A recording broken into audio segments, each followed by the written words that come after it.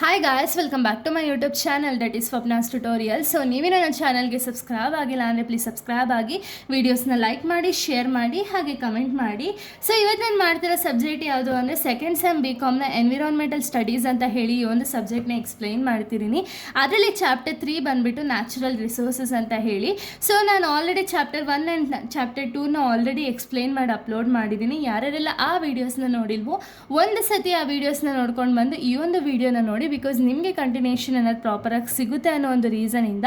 So ಈ ಒಂದು ವಿಡಿಯೋದಲ್ಲಿ ನಾವು ಕಂಪ್ಲೀಟಾಗಿ ನ್ಯಾಚುರಲ್ ರಿಸೋರ್ಸಸ್ ಬಗ್ಗೆ ಸ್ವಲ್ಪ ಟಾಪಿಕ್ಸ್ನ ನೋಡ್ತಾ ಹೋಗೋಣ. ಓಕೆನಾ?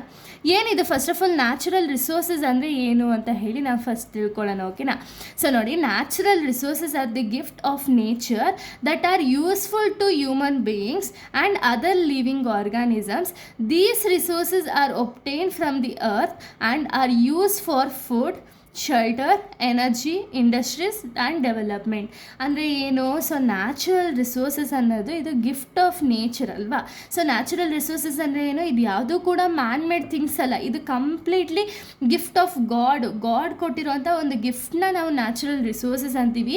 ಸೊ ಈ ನ್ಯಾಚುರಲ್ ರಿಸೋರ್ಸಸ್ ಬಂದುಬಿಟ್ಟು ನಮಗೆ ಹ್ಯೂಮನ್ ಬೀಯಿಂಗ್ಸ್ ಆಗಿರ್ಬೋದು ಅಥವಾ ಅದರ್ ಲಿವಿಂಗ್ ಥಿಂಗ್ಸ್ಗಾಗಿರ್ಬೋದು ಎಲ್ಲರಿಗೂ ಕೂಡ ತುಂಬ ಇಂಪಾರ್ಟೆಂಟ್ ಆಗಿರುವಂಥದ್ದು ನ್ಯಾಚುರಲ್ ರಿಸೋರ್ಸಸ್. ಓಕೆನಾ? ಈ ರಿಸೋರ್ಸಸ್ ಬಂದುಬಿಟ್ಟು ಅರ್ತಲ್ಲಿರುತ್ತೆ. ಸೊ ಇದನ್ನು ನಾವು ಯೂಶಲಿ ಏನಕ್ಕೆ ಯೂಸ್ ಮಾಡ್ತೀವಿ? ಫುಡ್ಗೋಸ್ಕರ, ಶೆಲ್ಟರ್ಗೋಸ್ಕರ, ಅಥವಾ ಏನಾದ್ರು ಎನರ್ಜಿ ಕ್ರಿಯೇಟ್ ಮಾಡೋದಕ್ಕೋಸ್ಕರ, ಇಂಡಸ್ಟ್ರೀಸ್ಗೋಸ್ಕರ, ಅಥವಾ ಡೆವಲಪ್ಮೆಂಟ್ ಅನ್ನೋದನ್ನ ಮಾಡೋದಕ್ಕೆ ನ್ಯಾಚುರಲ್ ರಿಸೋರ್ಸಸ್ ಅನ್ನೋದು ತುಂಬ ಇಂಪಾರ್ಟೆಂಟ್. ಓಕೆನಾ? ಇದು ಯಾವುದೇ ರೀತಿ ಒಂದು ಮನುಷ್ಯ ಮಾಡಿರುವಂಥ ವಸ್ತುಗಳಲ್ಲ ಅಥವಾ ಒಂದು ರಿಸೋರ್ಸ್ಗಳಲ್ಲ, ಇದು ಕಂಪ್ಲೀಟ್ಲಿ ಗಿಫ್ಟ್ ಆಫ್ ಗಾಡ್. ಓಕೆನಾ? ಅದನ್ನು ನಾವು ನ್ಯಾಚುರಲ್ ರಿಸೋರ್ಸಸ್ ಅಂತೀವಿ. ಈ ರಿಸೋರ್ಸಸ್ ಬಂದುಬಿಟ್ಟು ಸರ್ವೈವಲ್ ಅಥವಾ ಎಕನಾಮಿಕ್ ಗ್ರೋತ್ಗೆ ತುಂಬ ಇಂಪಾರ್ಟೆಂಟ್ ಆದಂತಹ ಒಂದು ರಿಸೋರ್ಸಸ್. ಓಕೆನಾ? ಇಲ್ಲಿ ಎಕ್ಸಾಂಪಲ್ಸ್ ಆಫ್ ನ್ಯಾಚುರಲ್ ರಿಸೋರ್ಸ್ನ ನೋಡೋದಾದ್ರೆ ಏರ್. ಸೊ ಇವಾಗ ಏರ್ ಆಗಿರ್ಬೋದು, ವಾಟರ್ ಆಗಿರ್ಬೋದು, ಸಾಯಿಲ್, ಇದನ್ನೆಲ್ಲ ನಾವು ಕ್ರಿಯೇಟ್ ಮಾಡೋದಕ್ಕಾಗೋದಾ? ಇಲ್ಲ.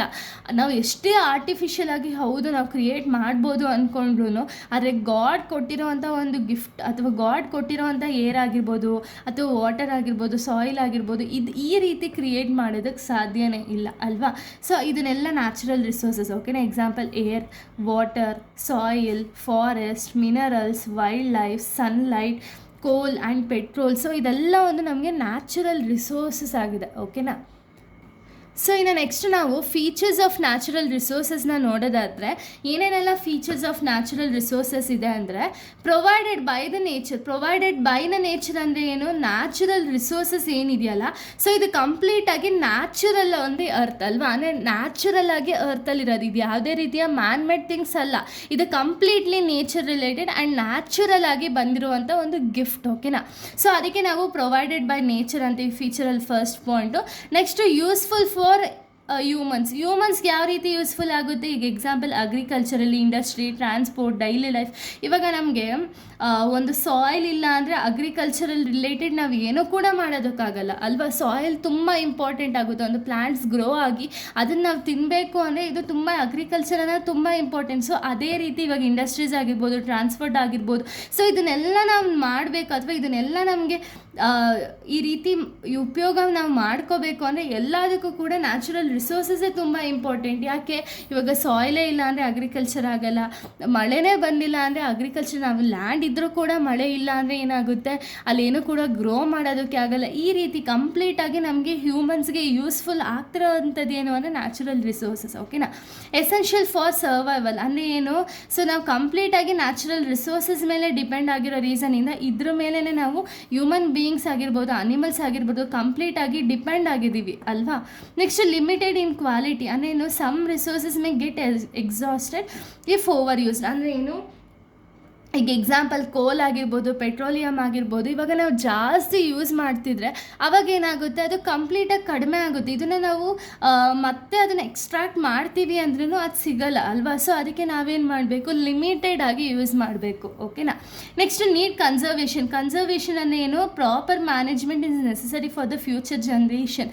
ಅಂದರೆ ಏನು? ಇವಾಗ ನಮಗೆ ಕೋಲ್, ಪೆಟ್ರೋಲಿಯಂ ಪ್ರಾಡಕ್ಟ್ಸ್ ಎಲ್ಲ ಇವಾಗ ನಾವು ಈಗಲೇ ಕಂಪ್ಲೀಟಾಗಿ ಯೂಸ್ ಮಾಡಿದೋ ಅಂದರೆ ನೆಕ್ಸ್ಟ್ ಜನ್ರೇಷನ್ಗೆ ಏನಾಗುತ್ತೆ? ಅವ್ರು ಏನು ಕೂಡ ಅದನ್ನು ಯೂಸ್ ಮಾಡೋದಕ್ಕಾಗಲ್ಲ ಅಲ್ವಾ. ಎಷ್ಟೇ ಟೆಕ್ನಾಲಜಿ ಇಂಪ್ರೂವ್ ಆದರೂ ಕೂಡ ನ್ಯಾಚುರಲ್ ರಿಸೋರ್ಸಸ್ನ ಮೀರಿ ಅದು ಇಂಪ್ರೂವ್ ಆಗೋಕ್ಕಾಗಲ್ಲ ಅಲ್ವಾ. ಸೊ ಅದಕ್ಕೆ ಏನಾಗುತ್ತೆ ಅಂದರೆ ನಾವು ಕನ್ಸರ್ವೇಷನ್ ಅನ್ನೋದು ತುಂಬ ಇಂಪಾರ್ಟೆಂಟ್ ಆಗುತ್ತೆ. ಓಕೆನಾ, ಅಂದರೆ ಪ್ರಾಪರಾಗಿ ಮ್ಯಾನೇಜ್ ಮಾಡಬೇಕು ನಮ್ಮ ಹತ್ರ ಇರುವಂಥ ನ್ಯಾಚುರಲ್ ರಿಸೋರ್ಸಸ್ನ. ಅವಾಗೇನಾಗುತ್ತೆ, ಫ್ಯೂಚರ್ ಜನ್ರೇಷನ್ಸ್ಗೂ ಕೂಡ ಆ ನ್ಯಾಚುರಲ್ ರಿಸೋರ್ಸಸ್ ಅನ್ನೋದು ತುಂಬ ಹೆಲ್ಪ್ ಆಗುತ್ತೆ. ಓಕೆನಾ, ಸೊ ಇಲ್ಲಿಗೆ ಒಂದು ವಿಡಿಯೋ ಅನ್ನೋದು ಕಂಪ್ಲೀಟ್ ಆಗುತ್ತೆ. ನೆಕ್ಸ್ಟ್ ವಿಡಿಯೋದಲ್ಲಿ ನಾನು ಬೇರೆ ಒಂದು ಟಾಪಿಕ್ನ ಎಕ್ಸ್ಪ್ಲೈನ್ ಮಾಡ್ತೀನಿ. So thank you guys, thanks for watching.